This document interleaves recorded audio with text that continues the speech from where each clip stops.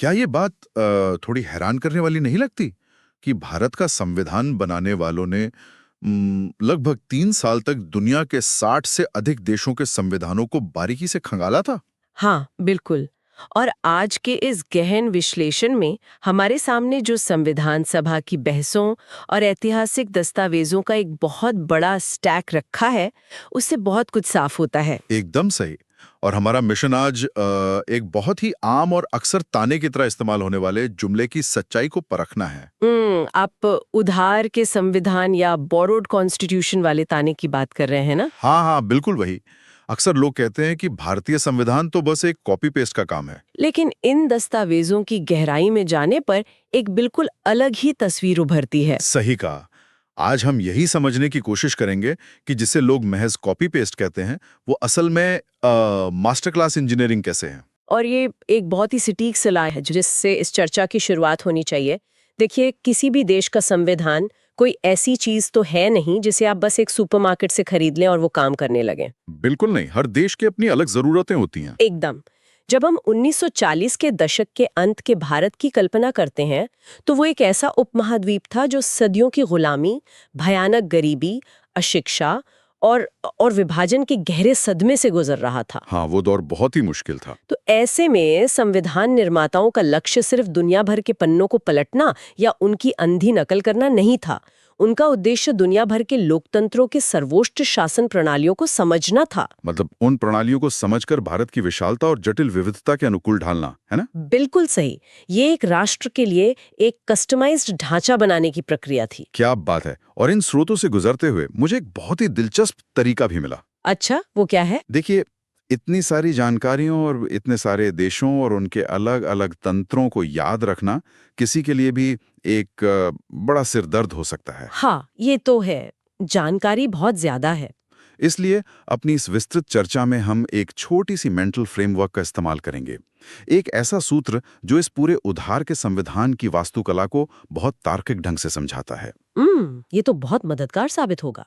वो सूत्र है US UK I Can Aus Germ South. US UK I Can Aus Germ South. हाँ, ये कोई रटने की चीज नहीं है, बल्कि ये उन 7 मुख्य देशों का एक क्रम है जहां से हमने अपने संविधान के सबसे अहम हिस्से लिए हैं। ये फ्रेमवर्क वाकई में इस पूरी जटिल वास्तुकला को डिकोड करने के लिए एक बहुत ही शानदार नेविगेशन टूल साबित हो सकता है। तो चलिए इसी के सहारे इस ढांचे को समझना शुरू करते हैं। शासन प्रणाली, संसद, केंद्र राज्य के रिश्ते, इन सबसे पहले एक देश का असल वजूद किससे होता है? जाहिर है, अपने नागरिकों से। बिल्कुल। तो हमारी चर्चा का पहला पड़ाव नागरिकों के मूल आधार, उनके अधिकार और उनके कल्याण से जुड़ा है। मतलब हमारे सूत्र का पहला हिस्सा जो है यूएस यानी अमेरिका और आई यानी आयरलैंड। एकदम सही। तो अमेरिका से शुरू करते हैं। जब मैं स्रोतों को पढ़ रहा था तो एक बात बहुत स्पष्ट थी कि सदियों की गुलामी के बाद स्वतंत्र भारत के नागरिकों को सबसे ज्यादा जरूरत थी एक सुरक्षा कवच की। हाँ, एक ढाल की जो उन्हें बचा सके। और ये सुरक्षा कवच हमने अमेरिका से लिया, मौलिक अधिकारों के रूप में, जिन्हें हम फंडामेंटल राइट्स भी कहते हैं। यहाँ ये समझना बहुत जरूरी है कि हमने अमेरिका को ही क्यों चुना। हाँ, ये सवाल तो उठता है। देखिए, अमेरिकी क्रांति भी ब्रिटिश साम्राज्य के खिलाफ थी और भारत का स्वतंत्रता संग्राम भी। दोनों ही देशों के संस्थापकों के मन में राज्य की असीमित शक्ति को लेकर एक गहरा अविश्वास था। मतलब उनमें एक डर था कि कहीं अपनी ही सरकार नागरिकों पर हावी न हो जाए। बिल्कुल। वे जानते थे कि अगर सरकार को बेलगाम छोड़ दिया गया तो वो नागरिकों को कुचल सकती है। इसलिए मौलिक अधिकार सिर्फ कागज पर लिखे कुछ आदर्श वाक्य नहीं है। तो फिर ये क्या है? ये राज्य की शक्ति पर लगाई गई बहुत ही सख्त बेड़ियां हैं। समझ गया। लेकिन यहाँ एक बहुत ही व्यावहारिक समस्या आती है। कागज पर तो कोई भी अधिकार दे सकता है। हाँ, लागू करना असली चुनौती है। अगर कल को सरकारी कोई ऐसा कानून बना दे जो इन अधिकारों को छीन ले, तो नागरिक क्या करेंगे? और यहीं पर अमेरिका से लिया गया एक और बहुत ही शक्तिशाली तंत्र काम आता है, न्यायिक पुनरावलोकन या जुडिशियल रिव्यू और स्वतंत्र न्यायपालिका। इसका मैकेनिज्म बहुत ही सीधा और प्रभावशाली है। बिल्कुल। अगर संसद कोई ऐसा कानून पारित करती है जो संविधान की मूल भावना या नागरिकों के अधिकारों का हनन करता है, तो सुप्रीम कोर्ट के पास उस कानून को पूरी तरह से रद्द करने की शक्ति है। मतलब कोर्ट उसे शून्य घोषित कर सकता है। एकदम। और ये केवल कानूनों को रद्द करने तक सीमित नहीं है। ये तंत्र ये भी सुनिश्चित करता है कि देश का कोई भी व्यक्ति, चाहे वो कितने भी ऊंचे पद पर क्यों ना हो, वो कानून से ऊपर नहीं है। इसीलिए अमेरिका से ही राष्ट्रपति पर महाभियोग या इम्पीचमेंट की बिल्कुल। कठोर प्रक्रिया भी ली गई है ना। हाँ, बिल्कुल सही। अगर देश का सर्वोच्च व्यक्ति संविधान का उल्लंघन करता है तो उसे एक जटिल लेकिन पारदर्शी न्यायिक प्रक्रिया के जरिए पद से हटाया जा सकता है। ये किसी भी संभावित तानाशाही को रोकने का सबसे कारगर तरीका था। एकदम। तो ये तो बात हो गई ढाल की, सुरक्षा की। लेकिन एक आजाद देश सिर्फ पुलिसिंग और सुरक्षा से तो नहीं चलता। नागरिकों का विकास भी होना चाहिए। सही बात है। 1947 के भारत के पास रातों रात सबको रोजगार, शिक्षा या स्वास्थ्य देने के लिए पैसे नहीं थे। हाँ। तो ऐसे में क्या किया जाए? यहाँ एंट्री होती है आयरन की। बिल्कुल। आईओएन से हमने राज्य के नीति निदेशक तत्व या डीपीएसपी लिए हैं। अगर अमेरिका वाले मौलिक अधिकार सरकार पर ब्रेक लगाते हैं तो ये नीति निदेशक तत्व क्या करते हैं? ये एक सॉफ्टवेयर अपडेट रिमाइंडर की तरह है। ओहो, ये बहुत ही बढ़िया उदाहरण है। हाँ, मतलब ये सरकार को लगातार याद दिलाते रहते हैं कि भविष्य में एक कल्याणकारी राज्य या वेलफेयर स्टेट बनाने के लिए उसे क्या-क्या सकारात्मक कदम उठाने चाहिए। ये एक बहुत ही सटीक विश्लेषण है। नीति निदेशक तत्व अनिवार्य रूप से लागू नहीं किए जा सकते, यानी आप इनके लिए कोर्ट नहीं जा सकते। हाँ, लेकिन ये नीतियां बनाने का एक ब्लूप्रिंट जरूर है। लेकिन यहाँ इन स्रोतों में एक बहुत ही सूक्ष्म विरोधाभास भी देखने को मिलता है जो अक्सर लोगों को उलझा देता है। हाँ, वो राष्ट्रपति के पद को लेकर। सही कहा ना मैंने, एक तरह का एग्जाम ट्रैप है ये। बिल्कुल। हमने अभी बात की कि राष्ट्रपति को हटाने की प्रक्रिया यानी महाभियोग अमेरिका की सख्त न्यायिक प्रणाली से प्रेरित है। हाँ, ये तो स्पष्ट है। जिसका मतलब था कि राज्य का प्रमुख कोई राजा या रानी नहीं होगा। हाँ, बल्कि एक चुनावा व्यक्ति होगा। बिल्कुल। लेकिन साथ ही भारत संसदीय प्रणाली अपना रहा था जहां असली ताकत प्रधानमंत्री के पास होती है। तो इसलिए राष्ट्रपति का चुनाव सीधे जनता द्वारा न करवाकर अप्रत्यक्ष रूप से विधायकों और सांसदों द्वारा करवाने का मॉडल चुना गया। एकदम सही। और ये आयरलैंड का मॉडल भारत के लिए एकदम सही बैठा। लेकिन जब बात संविधान की रक्षा की आई तो हटाने के लिए अमेरिका जैसी सख्त व्यवस्था की जरूरत महसूस हुई। ये एक बेहतरीन कस्टमाइजेशन का उदाहरण है। चलिए, अब नागरिकों के अधिकार सुरक्षित हो गए, राज्य को नीतियां बनाने का विजन भी मिल गया। अब हमारे फ्रेमवर्क के अगले हिस्से की ओर बढ़ते हैं। हाँ, इस विशाल देश का सरकार का ढांचा कैसा दिखेगा? हमारे सूत्र के अगले शब्द हैं यूके और कैन, यानी यूके और कनाडा। तो सबसे पहले बात करते हैं ब्रिटेन यानी यूके की। संविधान निर्माताओं ने संसदीय शासन प्रणाली को ब्रिटेन से अपनाया। इसका सबसे बड़ा कारण परिचित होना था, है ना? बिल्कुल।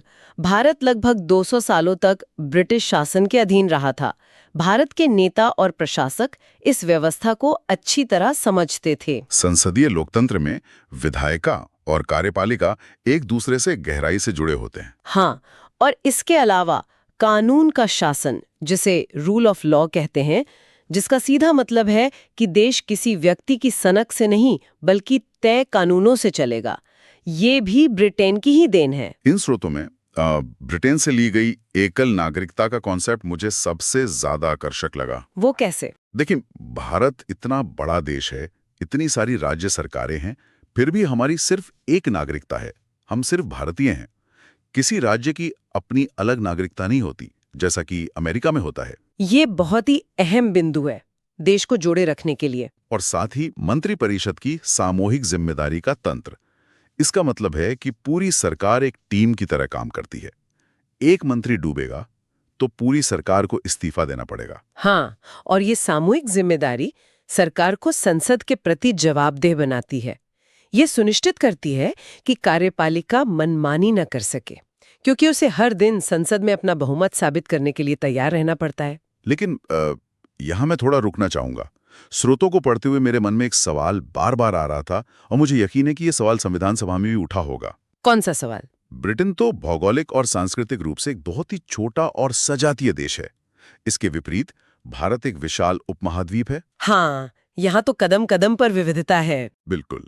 यहाँ भाषाएं बदलती हैं, धर्म बदलते हैं, संस्कृतियां अलग हैं। तो ऐसे में सिर्फ ब्रिटेन का ये केंद्रीकृत मॉडल भारत जैसे देश में कैसे काम कर सकता है? क्या ये विविधता को कुचल नहीं देगा?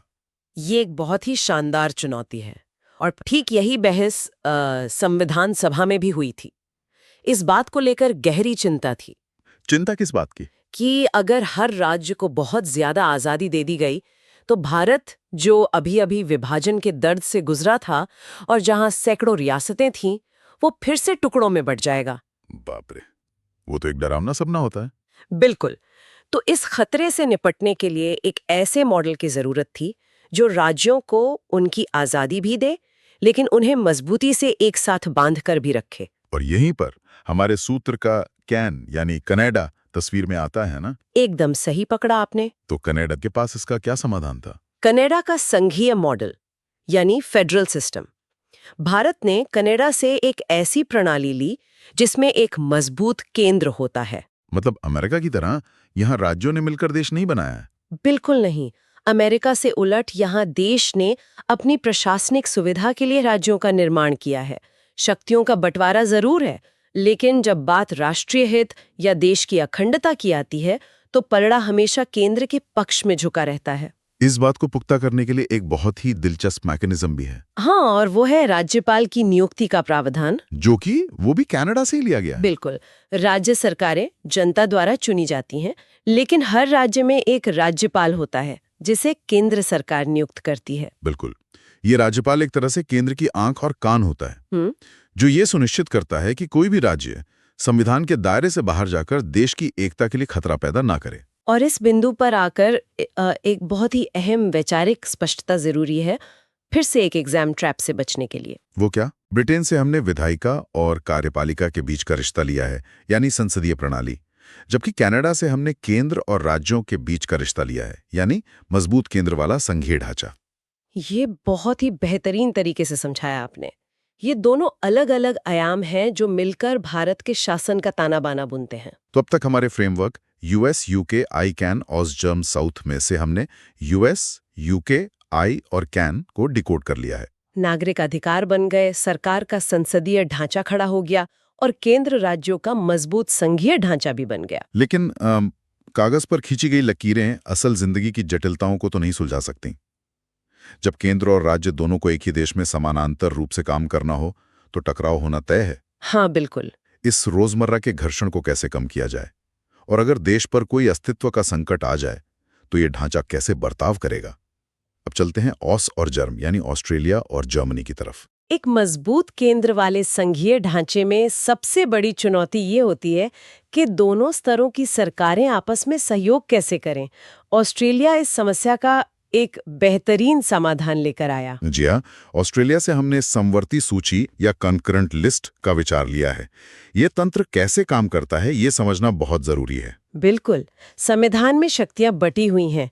कुछ विषयों पर सिर्फ केंद्र कानून बनाता है और कुछ पर सिर्फ राज्य। लेकिन कुछ विषय ऐसे होते हैं जो पूरे देश के लिए भी अहम है और स्थानीय स्तर पर भी, जैसे शिक्षा, जंगल या मजदूरों के अधिकार। सही कहा। और समवर्ती सूची ऐसे ही विषयों का एक साझा पूल है जहां केंद्र और राज्य दोनों कानून बना सकते हैं। लेकिन यहाँ एक सवाल उठता है, अगर किसी एक ही विषय पर, मान लीजिए शिक्षा पर, केंद्र ने भी कानून बना दिया और राज्य ने भी, और दोनों कानूनों में टकराव हो गया, तब क्या होगा? और यहीं पर वो विरोध का नियम लागू होता है। मतलब केंद्र का कानून ही मान्य होगा और राज्य का कानून उस हद तक शून्य हो जाएगा जहां तक वो केंद्र के कानून का विरोध करता है। बिल्कुल। ये कनाडा वाले मजबूत केंद्र के दर्शन को ही आगे बढ़ाता है। और जब बात संसद के दोनों सदनों के बीच टकराव की आती है तो उसे सुलझाने के लिए ऑस्ट्रेलिया से ही संयुक्त बैठक यानी जॉइंट सिटिंग का प्रावधान लिया गया है। हाँ, अगर लोकसभा और राज्यसभा किसी साधारण बिल पर अड़ जाएं, तो दोनों को एक ही कमरे में बैठाकर वोटिंग करवाई जाती है ताकि काम ना रुके। तो ऑस्ट्रेलिया हमें सिखाता है कि सामान्य दिनों में ये जटिल मशीनरी मिलजुल कर कैसे चलेगी। लेकिन दुनिया हमेशा सामान्य तो नहीं रहती।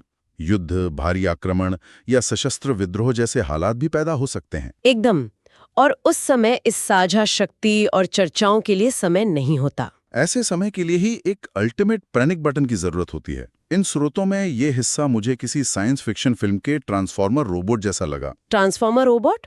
वो कैसे? देखिए, सामान्य दिनों में भारतीय संविधान एक संघीय गाड़ी की तरह चलता है जहां केंद्र और राज्य दोनों अपनी अपनी ड्राइविंग सीट पर होते हैं। हाँ, ये तो है। लेकिन जैसे ही देश पर संकट आता है और ये जर्मनी से लिया गया आपातकालीन प्रावधानों वाला पैनिक बटन दबता है, ये गाड़ी अचानक एक विशाल, अत्यधिक शक्तिशाली एकात्मक रोबोट में बदल जाती है। ओहो, बहुत ही सटीक उपमा है ये। जर्मनी के वाइमर संविधान से प्रेरणा लेते हुए ये व्यवस्था की गई कि आपातकाल के दौरान राज्य सरकारों की सारी शक्तियां निलंबित हो जाती हैं। और पूरा देश सीधे केंद्र के नियंत्रण में आ जाता है। बिल्कुल।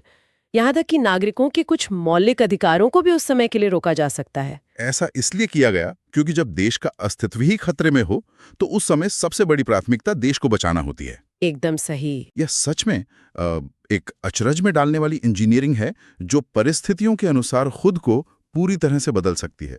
अब हम अपने फ्रेमवर्क के बिल्कुल आखिरी हिस्से पर आ गए हैं, साउथ अफ्रीका यानी दक्षिण अफ्रीका, जो कि बहुत महत्वपूर्ण है।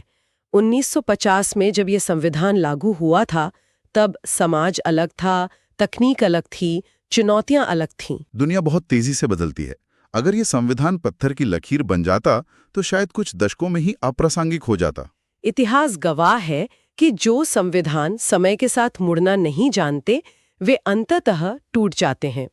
कई देशों को अपने संविधान पूरी तरह से खारिज करके नए सिरे से लिखने पड़े हैं। क्योंकि उन्होंने भविष्य के बदलावों के लिए कोई गुंजाइश ही नहीं छोड़ी थी, है ना? बिल्कुल।